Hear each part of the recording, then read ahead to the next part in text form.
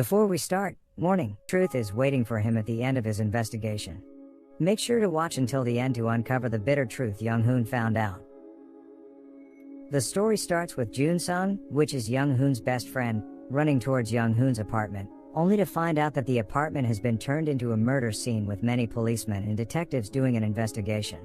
He enters the apartment and sees a lady on a bed, covered in blood, lifeless.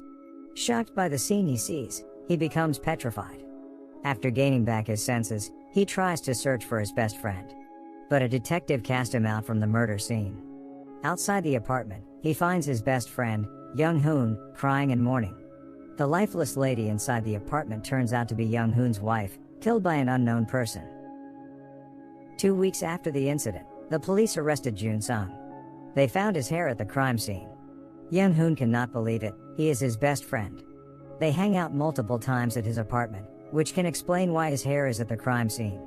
The police say that they found the hair at the blood pool near the victim's mouth, which makes them believe that he was present at the time of the murder. Jun-sung's wife, Dae-yeon, also cannot believe what the police said. But she cannot prove that his husband was at home at the time of the murder because she was at her sister's house at that time. The CCTV around the crime scene also could not give much information because it was raining heavily that night. Moreover, the police found text messages on Jun-sung's phone. The last person that contacted the victim was Jun-sung. Because Dae-yeon is also a suspect, they interrogate her alone. While interrogating her, the police said that the evidence tells that this might be a love affair case. They also say that they cannot find the victim's phone and the killer might be someone close with the victim. Dae-yeon does not believe it, because despite his husband being close with the victim during college, he's the one who fixed the victim with Young-Hoon. But after the police showed her the text message between her husband and the victim, she realized that his husband might be hiding something from her. After the interrogation is over, Dae-yeon confronts her husband about the evidence the police showed her. On the day of the murder, they had a big fight. It turns out that after that fight, Jun-sung went to meet the victim. Jun-sung says that he just went there to ask for a piece of advice since they are close. He saw someone suspicious there, but he also says to not tell anyone about it, not even to his lawyer, because it will just confirm that he was present at the murder scene. He begs Dae-yeon to trust him and reassure her that it is not what it looks like.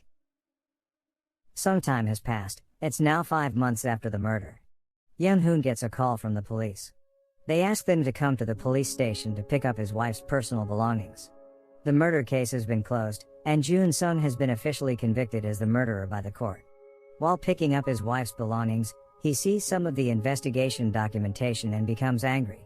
He tries to take the whole box. The police stop him, but eventually, they let him take it. After that, he goes back to his motel.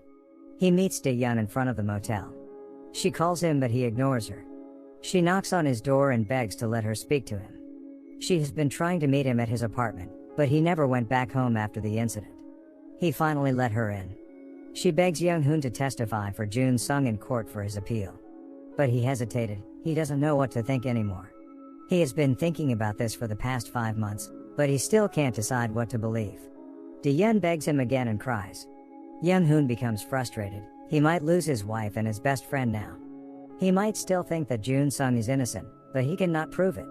Dae-yeon pushes him more but he becomes angry and casts her out. Young-Hoon finally decided to go back to his home. His apartment is untouched since the day of the murder. The furniture inside is still in a mess. His wife's bloodstain still remains on the floor and on the bed. He cleans up the apartment, tidies up the furniture, scrubs the blood on the floor, and cleans the bed. He cannot bear his emotion and sobs. On the next day, he goes to a nearby mini-market to get some boxes. On the way back, he sees Dae-yeon is waiting to pick up her daughter from kindergarten. For some reason, she has an argument with the other moms. When her daughter comes, one of the other moms hits her daughter. This makes Dae-yeon angry. But because her daughter is crying, she decides to go away. He goes back to his apartment. When he almost falls asleep on a desk, he hears someone trying to open the locked door. He rushes outside and grabs that unknown man. He asks him who he is. The unknown man says he is sorry, he thought that no one is inside, then he runs away. Young-Hoon goes back inside, his hand is bleeding. When he wipes his hand with a towel, he realizes something. He grabs a photo from the investigation box and matches it with the towel rack. He realizes something from the towel rack condition at the time of the murder. This makes him motivated to once again try to solve his wife's murder. He takes all the investigation photos from the box, learns them, then recreates the murder scene as similar as possible. He then tries to reenact all of the possible scenarios to find out what really happened on that night. On the next day, Dae-yeon visits him. She freaks out when she sees the fake blood on the bed. Young-Hoon says to her that he made that. He explains to her that he is trying to recreate the crime scene. He tells her that he is trying to get the real answer so that he can move on with his life, either hating or forgiving them. He shows her what he has found out so far. The towel rack with his wife's undies was covered at the time of the murder. If it was Jun-sung that visited her, she would have moved the towel rack. That means someone just dropped for a while, or she didn't mind showing those undies to that visitor. That's why he thinks that it was not Jun-sung who visited his wife that night. The towel used to cover his wife's face was also a gift from Jun-sung that he specifically chose the rainbow design on it. If the killer was him, he would have recognized it and used another towel to cover the victim's face. Those things still cannot tell the identity of the killer, but he is sure that it was not Jun-sung. Despite this explanation, the police still think that this is an affair and Jun-sung is the killer. Young-Hoon says that he will testify on Jun-sung's appeal court, but he begs Dae-yeon to help him find the killer. On the day after that, she comes there again to help Young-Hoon with the investigation. But Young-Hoon is not there. She calls him and he says that he will be there shortly. Dae-yeon searches all the files and cabinets to see what Young-Hoon has found out so far. She opens a cabinet and finds a phone. Suddenly, Young-Hoon appears behind her and says that it is his wife's phone that the police couldn't find. Dae-yeon startled. Stuttering, she asks him why he has the missing phone.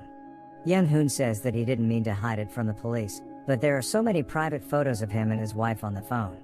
He doesn't want the police to see it. Young-Hoon tells her to keep it a secret and to not tell the police. After that, they try to reenact the possible murder scenario. Dae-yeon is still a little bit frightened, but Young-Hoon makes her do it anyway. He acts like the killer, and Dae-yeon acts like his wife. He tells her to lie down on the floor and shows her that there is a sign of struggle there. Then he strangles Dae-yeon, but he becomes too emotional and strangles her too hard. She manages to break free and run towards the exit door. She then visits Jun-sung at the prison. She tells her husband that she thinks that the real killer might be Young-Hoon all along. But Jun-sung says that it is too risky to act now. If he doesn't trust them, he might not testify in court for him. One day before the final hearing, Young-Hoon's father-in-law meets him. He is angry because Young-Hoon is going to testify on the behalf of the suspected killer of his daughter. He feels like Young-Hoon is betraying his own wife. He goes to a nearby mini-market. The mini-market owner says that he has the CCTV video footage that the police didn't pick up. He gives it to Young-Hoon, hoping that it will help him. The video doesn't directly show his house, but it can help show who walked past the store into his house. Surprisingly, the video shows the unknown man that tried to enter his apartment the day before, buys a knife and goes back to his car. Young-Hoon gets his car's license plate number. He brings this new evidence to the police, but the police say he can't investigate someone who is not a suspect.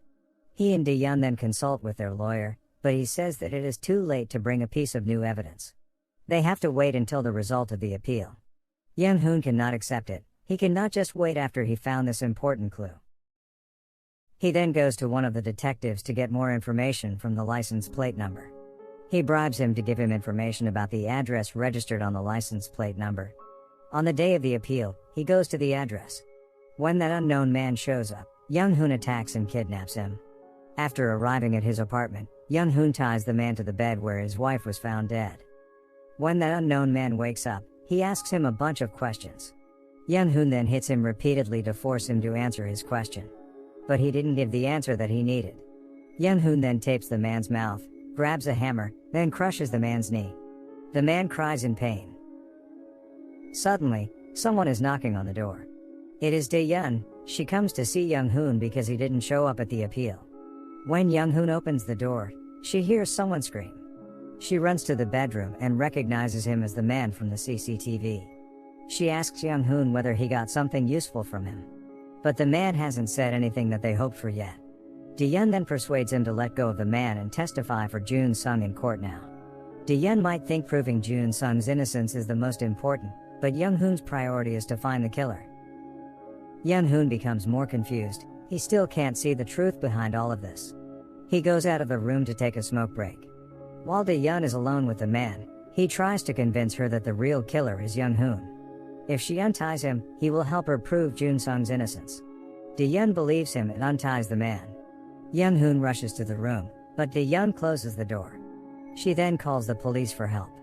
Young-Hoon finally breaks the door and enters the room. But it is already too late. The police are already on the way. Now that the police are on the way, the man tells them the truth. He went there that night to kill Jun-sung.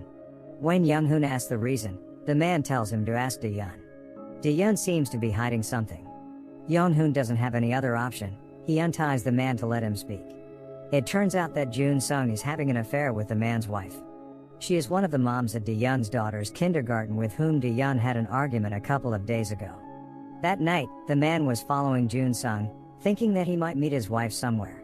When the man saw Jun-sung enter an apartment, he snapped and bought a knife at the mini-market. He then confronted Jun-sung at that apartment, but when the door opened, Jun-sung was not with his wife, he was with the victim. Dae-yeon falls silent because she already knew this. Jun-sung told her when she visited him before. The police have come, they are knocking on the door. The man shouts for help. Dae-yeon holds the man down and begs Young-Hoon to not open the door. Young-Hoon must choose, should he believe the man or help Jun-sung? Dae-yeon once again begs him to help her. He doesn't have to testify at the appeal, he just needs to not tell about what the man said to the police until the appeal is over. He drops the hammer and walks towards the door. Dae-yeon tries to hold him, but the man prevents her. Suddenly, Dae-yeon bashes the man's neck with a hammer, killing him. The police keep knocking on the door.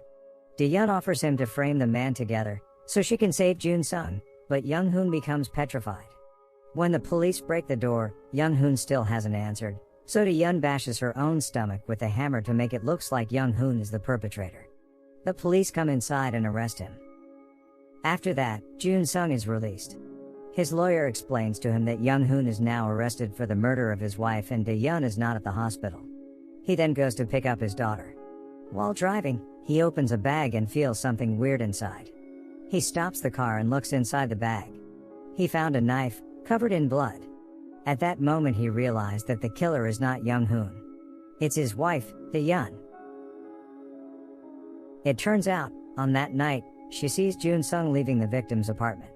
We know from before that Jun-sung is indeed having an affair, but not with the victim. He was there because the victim also found out about the affair and wanted to talk about it. Dae-yeon knocks on the victim's apartment door. Since she knows her, she lets her in. She asks her if Jun-sung was just here. The victim said no, which makes Dae-yeon sure that they are having an affair. Dae-yeon snaps. She slaps and strangles her. She grabs a knife and then stabs her on the stomach. She then wipes the blood and covers the victim's face with a towel before leaving the scene. Subscribe to watch more videos like this, turn on notifications.